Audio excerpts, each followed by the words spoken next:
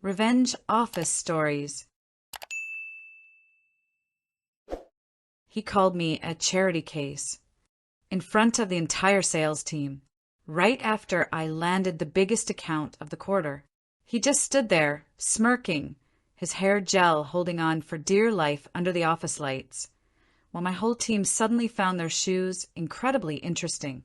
He thought he'd broken me, but what he didn't know was that while he was busy trying to crush my spirit, I was quietly building the company that would steal his future. I wasn't going to do it alone, either. I was going to take his most valuable asset, the very people he loved to humiliate. This isn't just a story about getting even. This is the story of how I pulled off a professional coup, built a better world for my team, and left my toxic boss with nothing but an empty office and the sound of his own ego echoing off the walls. For 5 years, I was the senior project manager at a mid-sized marketing firm. On the outside, it was a great job, good pay, a corner office with a view of the perpetually gray city, and a team of brilliant, dedicated people I honestly loved working with. But inside those glass walls, the air was thick with a special kind of poison, and its name was Jared. Jared wasn't just a bad boss. He was a textbook micromanager, powered by a nasty mix of insecurity and an obsessive need for control.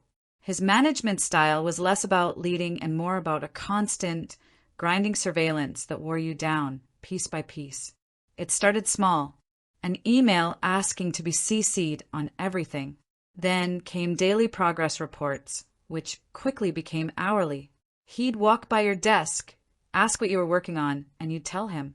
10 minutes later, a Slack message would pop up asking for a status update on that exact same thing. It felt like we were being hunted. We called it the Jared scan. You'd feel his presence before you saw him, a shift in the air, the collective tightening of shoulders around the room. He'd just stand behind you, silently watching you type. He'd question the font you chose for a presentation. He once derailed a critical meeting for 20 minutes to debate the shade of blue for a button on a client's website. Not because he cared about user experience, but because he had to prove his opinion was the only one that mattered. His need for control was so absolute it was ridiculous. He wanted screenshots to prove we were logged in. He'd casually stroll past the kitchen to time our coffee breaks. It created this toxic atmosphere of distrust, like you were constantly on trial for a crime you didn't know you'd committed.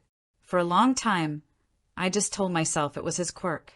I was 38, a woman in a senior role where the top brass were all men of Jared's vintage. Golf buddies who promoted each other and thought a woman's ambition was cute. I had fought too hard to get where I was, and I wasn't going to let one difficult boss derail me. I decided my main job was to be a buffer, a human shield between Jared's toxic radiation and my team. My team was everything. There was Maya, our lead designer, a quiet genius who could turn a half-baked idea into a visual masterpiece. Ben, our data analyst, was a spreadsheet wizard who could find stories in numbers nobody else saw. And Chloe, our junior copywriter, was bursting with a raw talent that hadn't been crushed yet. I protected them. When Jared demanded another pointless report, I'd do it myself at night so they could do their actual jobs. When he trashed Maya's design in a group email, I'd call him and reframe it as a collaborative tweak, taking the hit for her. I thought I was handling it. I thought I was strong enough to absorb his toxicity. But the public humiliations got worse. It's a classic move for an insecure leader. Assert dominance by belittling others publicly. During one all-hands meeting, while I was presenting our quarterly results, which were the best in the company, by the way, he interrupted me to ask if I had run the numbers by a man to double-check them. The room went dead silent. I just smiled tightly and said, "No, Jared. I'm a big girl. I can count all by myself." A few people laughed nervously, but the message was clear. My success was a threat. He needed to put me in my place. Then came the charity case incident. We had just landed the Axiom account, a massive client we'd been chasing for years. It was a huge win, secured almost entirely by a strategy I'd developed. The office was buzzing. We were celebrating with cheap champagne in the break room when Jared walked in. No congratulations. No acknowledgement. He just looked at me with a cruel little smile and said, loud enough for everyone, "Don't get too comfortable, Sarah. Landing one lucky account doesn't change the fact that you're a diversity hire, a charity case." All the air left the room. My team looked horrified. Ben dropped his plastic cup. In that moment, the shame was hot, but underneath it, something else snapped into place. For years, I had been walking on eggshells, trying to prove my worth. But I finally realized I was playing a rigged game. You can't earn respect from someone who's determined to see you as less. His goal wasn't to manage me, it was to break me. I looked at him, this mediocre man in a pricey suit, so terrified of a woman showing him up. I didn't feel shame anymore. I felt pity, and then I felt power. I just looked up at Jared, his hair gel reflecting the fluorescent lights, and gave him a single, deliberate nod. He wanted tears. He wanted me to crumble. He got nothing. I picked up my coat, looked at my team, and said, "I think that's enough for one day." The silence as I walked past him was louder than any insult I could have thrown back. He thought he'd won, but he had just handed me a match. That night, I didn't go home and cry. I went home and registered a domain name. I didn't scream. I strategized. The rage was there, a white-hot furnace in my chest, but an emotional outburst was exactly what Jared wanted. It would prove his narrative that I was unstable. My revenge had to be cold, calculated, and professional. It wasn't going to be a dramatic showdown. It was going to be my success, built on the ashes of his leadership failure. First step, build the ark while it was still sunny. My full-time job became my cover. I did my work flawlessly, sat through Jared's condescending meetings, and gave him my best polite, unreadable smile. But my real work started at 6 p.m. My apartment became a secret startup incubator. My dining table disappeared under market research and financial projections. My vision was simple, a marketing agency that was the complete opposite of Jared's company. Where they were driven by ego, we'd be collaborative. Where they were slow, we'd be agile. And most importantly, where they treated employees like disposable cogs, we would treat them as our greatest asset. Our whole business model was built on respect. That was our edge. Building a business while working a demanding job is like running a marathon and a sprint at the same time. I poured a huge chunk of my savings into it, money I'd been saving for a down payment on a house. It was terrifying, but every time doubt crept in, I just pictured Jared's smirk, and the fear would turn into pure, steely resolve. Next came the most critical part, the quiet rebellion. It was time to see if the loyalty I'd built with my team was real. I couldn't just blast an email saying, "Hey, I'm starting a company, want to join?" I had to be smarter.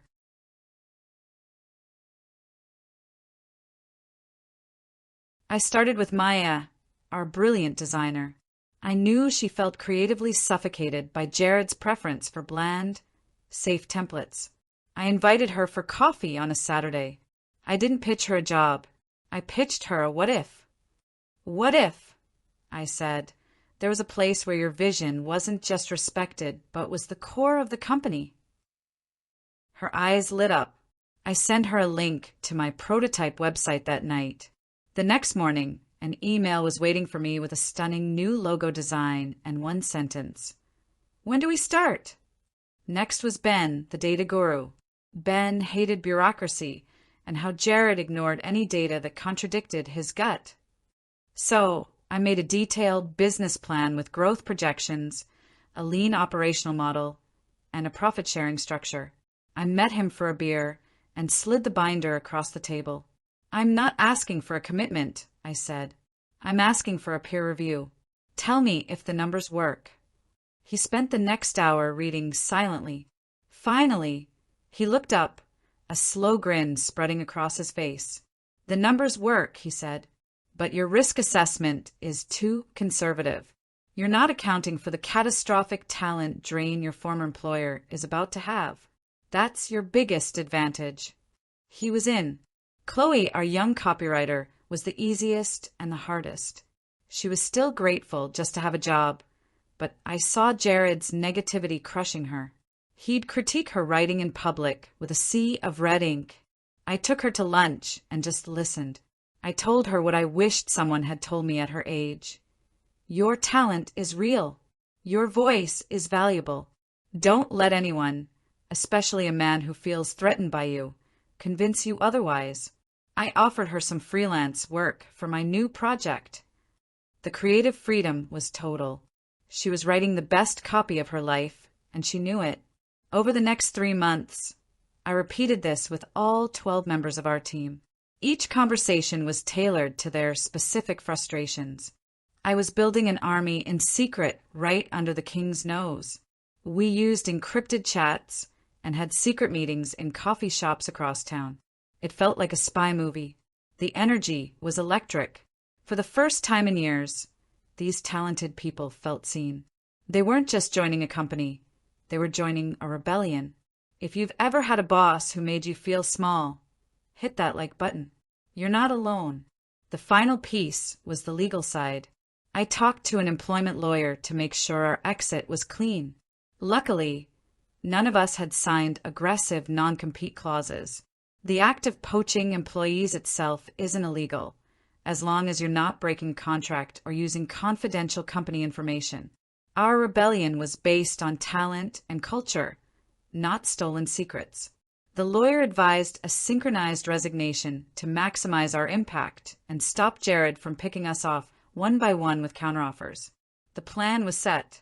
The new company, Nexus, had its first few small clients lined up. We had a co-working space ready, and I had 12 signed offer letters locked in a drawer at home. All we had to do was pick the day, and I knew exactly when it would be. The day after the big quarterly presentation to the board. The one Jared planned to use to take all the credit for our work. The day of the board meeting felt like the calm before the storm.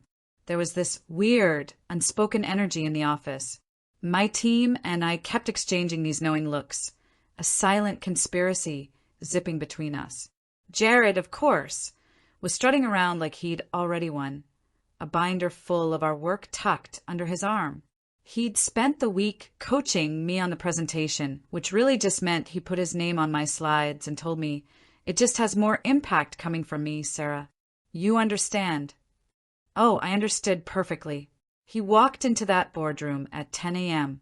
I watched him go and felt this deep sense of peace. The anger was gone, replaced by something solid and cold. I waited until 10:15 a.m., just enough time for him to get started. Then I sent a single message to our secret group chat. Go! One by one, 12 emails hit the server. Each one was addressed to Jared and CC'd to HR. The subject line was identical for all of them. Resignation, employee name. The email itself was polite, professional, and brutally short. Dear Jared, *, please accept this email as formal notification that I am resigning from my position as job title, effective 2 weeks from today. My last day will be date. *. Thank you for the opportunity. Sincerely, employee name. We didn't give reasons. We didn't need to.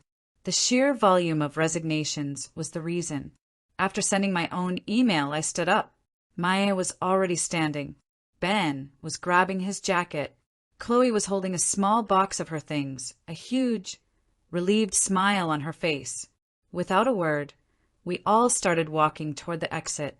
People from other departments just stared, totally confused, as our entire team, the company's most profitable team, marched out together. We didn't wait long. About 5 minutes after the emails went out, Jared's office door flew open. He stormed out, his face blotchy red, phone pressed to his ear.